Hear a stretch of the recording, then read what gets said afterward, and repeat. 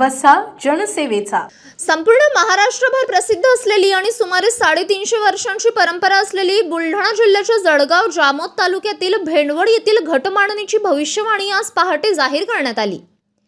ज्यामध्ये देशावर नैसर्गिक आपत्ती येईल, युद्धजन्य परिस्थिती निर्माण होऊन अर्थव्यवस्था ढासळेल, शेवटच्या 2 महिन्यांमध्ये पाऊस चांगला राहील, मात्र अतिवृष्टीमुळे पिकांचे नुकसान होण्याचा अंदाज वर्तवण्यात आला आहे.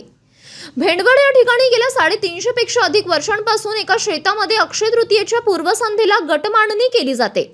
त्यामध्ये शेतामध्ये खड्डा खोदून मातीचे मडके, त्यामध्ये पाणी आणि काही पदार्थ ठेवले जातात. याच खड्ड्याच्या आजूबाजूला विविध प्रकारचे धान्य ठेवले जाते आणि अक्षय तृतीयेच्या दुसऱ्या दिवशी सूर्योदयापूर्वी त्या संपूर्ण धान्य आणि पदार्थाचे निरीक्षण करून त्या आधारे वर्षभराचं भाकीत वर्तवलं जातं. हेच भाकीत यावर्षी जाहीर करण्यात आलं आहे. यावर्षी पिकाची परिस्थिती हे साधारण राहील, पण बऱ्याचशा ठिकाणी नासाडी होईल. कारण 3रा आणि 4थ्या महिन्यात जो पाऊस जास्त दाखवला त्यामुळे नासाडी होईल. पहिल्या महिन्यात जो आहे तो सार्वत्रिक पेर होणार नाही, कमी अधिक पाऊस पडेल. 2ऱ्या महिन्यात मात्र पेर होईल, साधारण आहे तो, आणि अवकाळी पाऊस सुद्धा भरपूर आहे. त्यामुळे पीक परिस्थिती जी आहे हे साधारणतः राहील. त्याच्यात तुरीचं पीक, हरभऱ्याचं पीक, गव्हाचं पीक हे चांगले दाखवतात. कपाशीचं पीक पण चांगलं आहे. अजून काय अंदाज आहे? अजून जे दुसरे फारसे काही एवढं हे नाही.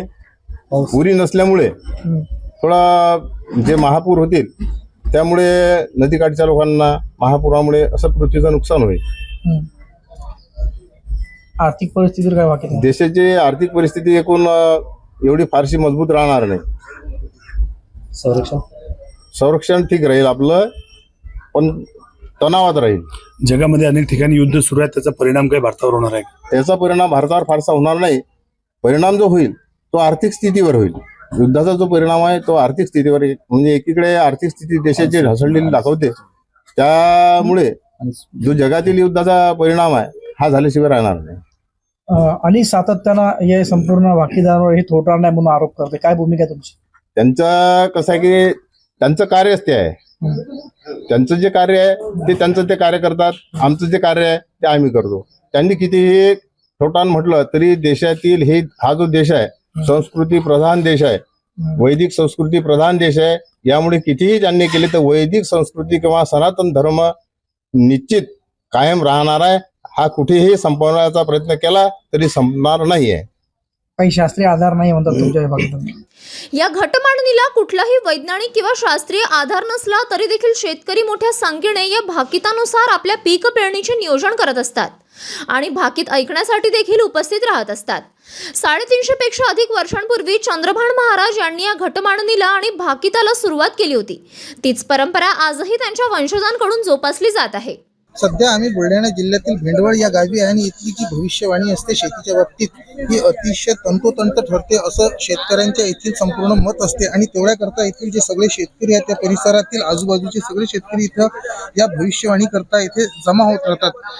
चंद्रभान महाराज यांचं वंशज असून हे मागच्या जवळजवळ 350 ते 400 वर्षापासून ही भविष्यवाणी करत असतात. या भविष्यवाणीमध्ये संपूर्ण देशाची, राज्याची आणि शेतीची जी भाकीत असतात ती सांगितल्या जातात. त्यानुसार यावेळेस थोडासा जो अवकाळी पाऊस असतो तो जास्त राहील असं त्यांनी सांगितलं. त्यानंतर काही पिकं जी आहेत ती मोगममध्ये राहतील. चांगल्या प्रकारचं पीक जे सांगितलं गेलेलं आहे ते सोयाबीन आणि सुरुवातीचं पीक. सुरुवातीला पावसाळा सुद्धा थोडासा कमी जास्त लहरीपणा त्याचा राहणार आहे. मात्र इतकं सगळं असल्यानंतर सुद्धा राजकीय परिस्थितीमध्ये त्यांनी असं सांगितलेलं आहे की राजा हा कायम आहे. त्यानुसार संपूर्ण हे परिसरातील जे गणित आहे ती ठरवल्या जात असतात. शेतकरी इथे उत्साही दिसत आहे आणि तो आपल्या पुढच्या तयारीसाठी लागलेला आहे. कॅमेरा पर्सन समीर देशमुख सोबत महेंद्र मिश्रा, बुलढाणा. City news.